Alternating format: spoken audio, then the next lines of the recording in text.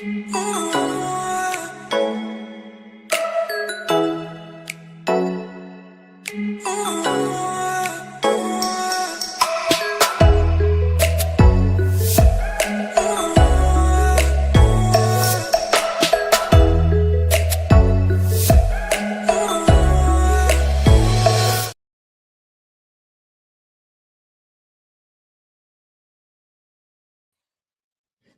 afternoon. Good afternoon. Thank you all for joining me here for the Taz Effect. Thank you, whether you're listening over the GCPR radio airwaves or tuning in on Facebook, YouTube, Substack, or TikTok. Thank you for joining me. Hello, all. Oh, there's there's so much. There's so much. There's so much. Where to begin? You know what? Let's do a recap on the unfortunate things that are Trump in the news. Take a listen. The most insane week yet in Lil Donnie's completely fucked up America. It's nearly impossible to cover all of this in one place, so we're going to try to do it as fast as possible. We invaded Venezuela, stole their president, and flew him to New York and put him in a cell next to the other Mario brother and Tekashi 6ix9ine. Stephen Miller all but admitted we're going to invade Greenland and said that laws don't matter. Donnie revealed he's been sucking down shit tons of aspirin for over a decade and will likely die from it. Speaking of that, he went on TV multiple times, slurring his words with a pronounced droop in his face. You can do the math there. The DOJ ignored a deadline to explain their redactions to the Epstein files and simply won't respond to any questions about it. Donnie again called for the public execution of a sitting senator, veteran, and astronaut. Because Donnie is afraid of people who are objectively better than him, Pete Hegseth instead censured Senator Kelly. And last month he apparently tried to intimidate Kelly to his face, and Kelly reportedly backed him down because Hegseth is ultimately a coward and a poser. CBS Nightly News was infected with Trump's goo, and the blatant propaganda was even too much for MAGA, who rejected it. Trump was sad that the winner of the Nobel Peace Prize didn't refuse to accept it and give it to him, so he wouldn't let Maria Machado, the actual elected leader of Venezuela, lead Venezuela. Instead, he put known racist sack of something that looks almost like flesh, filled with Nickelodeon gack. Stephen Miller in charge of a country of people who he hates. Donnie went on multiple late-night dementia-filled social media posting sprees, posting almost 1,000 times over the length of a fucking week. Former FBI Deputy Director Dan Bongino, who made his name promising to bring down abusers, got into a Twitter fight with former Congressman Matt Gaetz, who made his name being an abuser. It was kind of funny, kind of totally pathetic. A fucking preschool teacher was arrested live on TV for the crime of talking about Trump. Donald Trump floated the idea of canceling the midterms because Republicans will lose. Donnie admitted to taking yet another cognitive test. Makes you wonder why his doctors keep testing him. He had pink hair for some reason. He screamed at the Supreme Court for not doing what he wants. He claimed that he tried to stop 9/11, but no one listened to him. He put up a website where he claims it was the Democrats who caused January 6th. And most of all, J.D. Vance has gone very, very quiet. And that is less than 1 week in Donnie's completely fucked up America.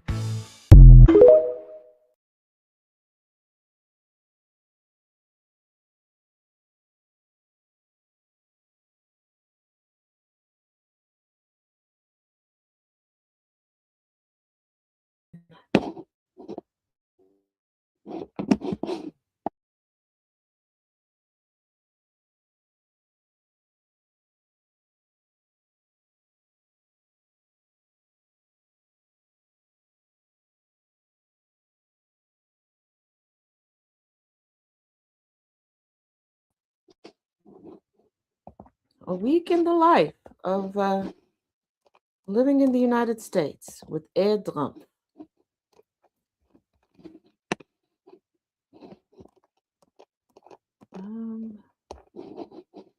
Okay.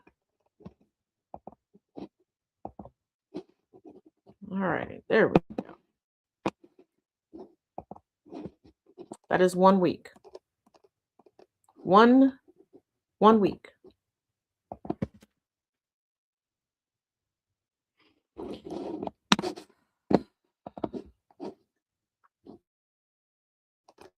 And as a result, coming from Newsweek, how Donald Trump's approval rating has changed since Maduro's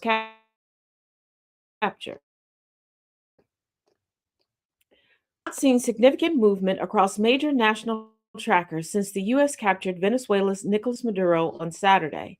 White House spokesperson Anna Kelly told Newsweek that Venezuelan Americans are literally celebrating in the streets thanks to President Donald Trump's decisive action to arrest indicted narco terrorist Nicolas Maduro. Video footage coming out of Venezuela does not say that. There are people literally wearing Free Maduro t shirts. I don't, this type of propaganda campaign worked before you could get information to people in the blink of an eye. Now, keep in mind that Trump had portrayed himself as an anti war president of peace, and polls conducted in December before the operation showed that most Americans opposed U.S. military action in Venezuela. And keep in mind that Trump staunch sycophants will say, no, this is not right until he does it. And then they contort themselves and twist themselves more than a German pretzel to try to justify whatever it is that he does, as if some way, somehow that's going to men in black dissipate our memories. Yet history shows that some previous presidents, including George W. Bush, experienced notable short-term popularity boost following foreign military interventions. Today, comparing national approval polls before and after the Venezuela operation provides insight into the potential impact of Trump's foreign policy on public opinion, a key concern as the nation approaches the 2026 midterms. Maduro's apprehension by U.S. forces and subsequent arrest on January 3rd, 2026, marked one of the most high profile foreign policy moves of Trump's second term. The operation drew domestic and international attention, with political analysts scrutinizing whether such dramatic international interventions influence a president's popularity at home. Three major polls, Reuters, Ipsos, YouGov, and The Economist, and Rasmussen reports, have released approval rating data covering the period before and after Maduro's capture on January 3rd, 2026. Each measures public opinion using nationally representative samples, though methodologies and timelines differ slightly. All major indices and polling averages still reflect disapproval rates exceeding approval, and sharp partisan divides persist, particularly among independents and Democratic voters. The Reuters Ipsos. According to Reuters Ipsos, Trump's approval rating increased from 39% in December 2025.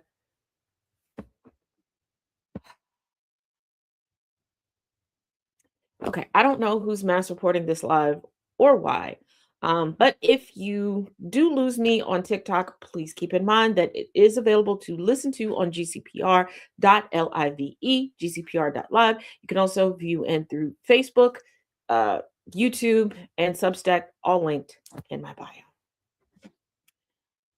42% in early 2026 following the U.S. operation in Venezuela. The January 4 to 5 survey polled 1,248 U.S. adults with a margin of error approximately 3 percentage points. The rise marked Trump's highest approval since October 2025, though disapproval continued to outpace approval. The YouGov/Economist weekly survey showed Trump's job approval holding steady through the period surrounding Maduro's capture. In early December, approval stood at 41% with 55% disapproval. But by late December, it slipped to 39% approval and 56% disapproval. Rasmussen daily tracking shows approval hovering in the mid 40s throughout the last weeks of December and into January. For example, Trump registered 44% approval and 54% disapproval on January 6th, with a net approval index of minus 13, comparable to late December figures, 44 to 45% approval, 53 to 54% disapproval.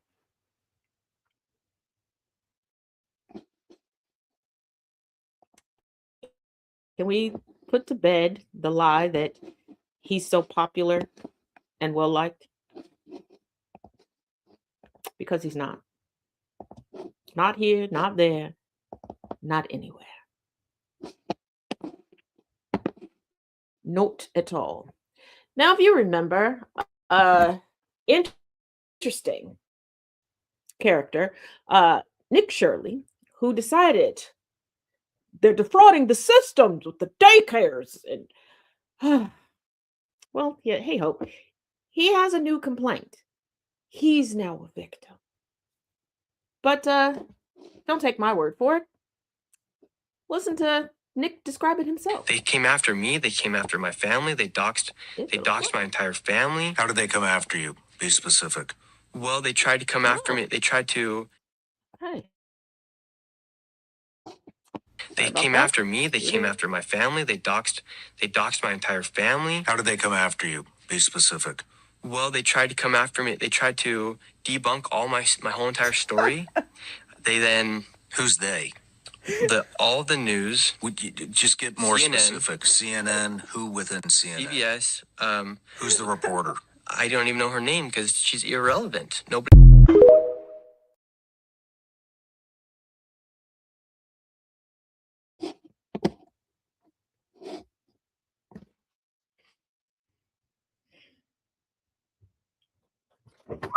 When you allow participation to be given out so easily and so willy-nilly, apologies, poppers in the background, this is what happens. The United States has a very long-standing history of white people being able to make themselves a victim after causing a ruckus and the ruckus not going the way that they want it to go.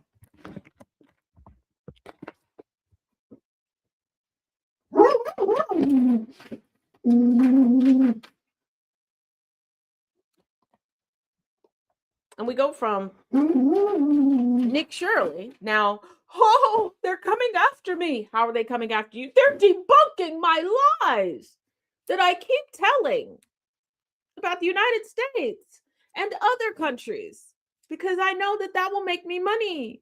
And the only thing my family does is commit the frauds. So many frauds. But we go from that to, remember, there was an attorney that, like most attorneys that Trump is placing in positions, was not qualified. And it was deemed by a judge that they shouldn't be in that position. And we're going to remove them from that position because they are not a benefit to the U.S. people. Well, she said, I'm going to still keep the title. Because everybody knows that if you just title yourself something, that makes it so. You know, put it in an email. Put it on a placard. Hang it on a walk of fame, okay? Just do like Trump and frame it. Put it behind your desk. As long as it's in frame for interviews, it's truthful, right? Judge orders Trump loyalists to explain why she has kept U.S. Attorney title. The ruling was the most robust effort to date to press the prosecutor, Lindsay Halligan, yep, that heifer again, on why she has continued to serve as the U.S. Attorney despite an order throwing her out of her appointment. And has she really been serving? She's been trying to serve looks. Trying. A federal judge on Tuesday ordered the loyalist prosecutor chosen by President Trump in the Eastern District of Virginia to explain in writing why she had continued to lay claim to being the U.S. Attorney there, even after a different judge determined that she had been unlawfully appointed to the post. The order by the judge, David J. Novak, in Federal District Court in Richmond, Virginia, was the most robust effort to date to press the prosecutor, Lindsay Halligan, on why she has continued to serve in the job, despite a ruling disqualifying her from performing. Judge Novak gave Ms. Halligan 7 days to respond to his demands to tell him why her repeated decision to sign court papers as the district's top prosecutor were not a false, misleading statement, a move he suggested that could lead to disciplinary measures. Judge Novak's order came some 6 weeks after Judge Cameron McGowan Curry found that the Justice Department had violated both the Constitution and laws governing the appointment of U.S. attorneys when it installed Ms. Halligan in the post after Mr. Trump fired her predecessor. Judge Curry's determination that Ms. Halligan had been improperly put in place led her to dismiss a pair of criminal cases that the new prosecutor had filed against two of the president's most prominent adversaries, James B. Comey, the former FBI director, and Letitia James, the New York Attorney General. And keep in mind, this is someone, once again, on a Trump team with no prosecutorial experience. She's an insurance case lawyer who, right out of college, became a partner in a firm on paper. On paper.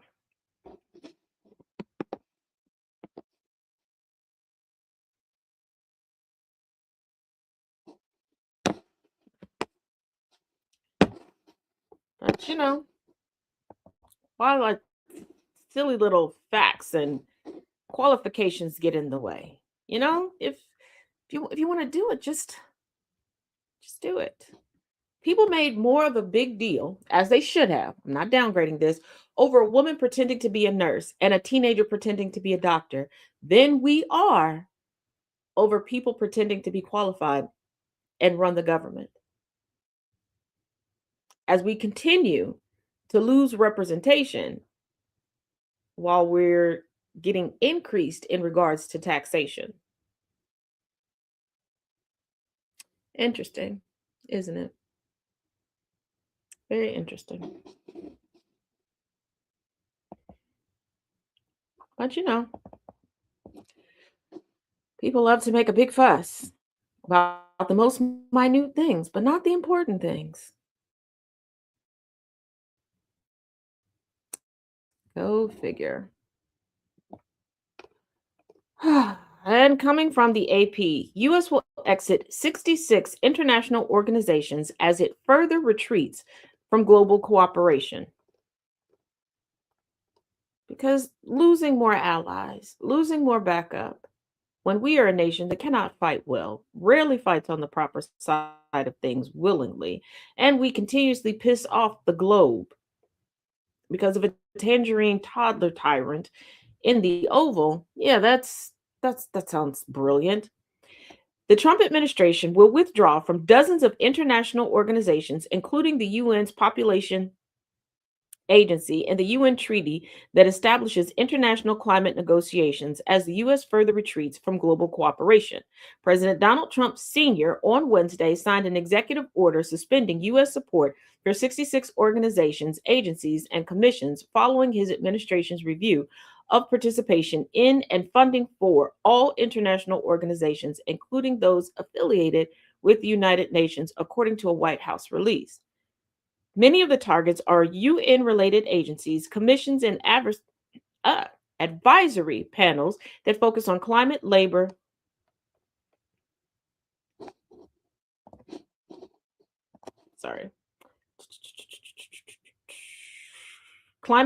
migration, and other issues the Trump administration has categorized as catering to diversity and woke initiatives.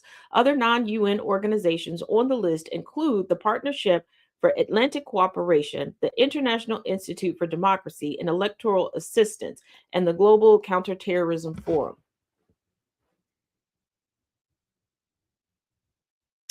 I want to remind you that the Trump administration are the same ones that put sanctions on UN officials to try to strong arm them out of investigating United States and Israel for crimes against humanity, essentially. So I want you to take that information and put it into conjunction with what this administration wants to pull the United States out of and no longer wants to fund.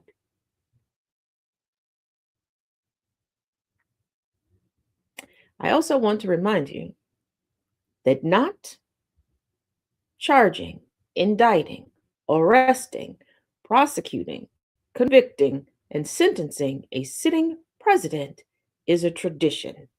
It's not a law, It's not it's not condemned by the Constitution.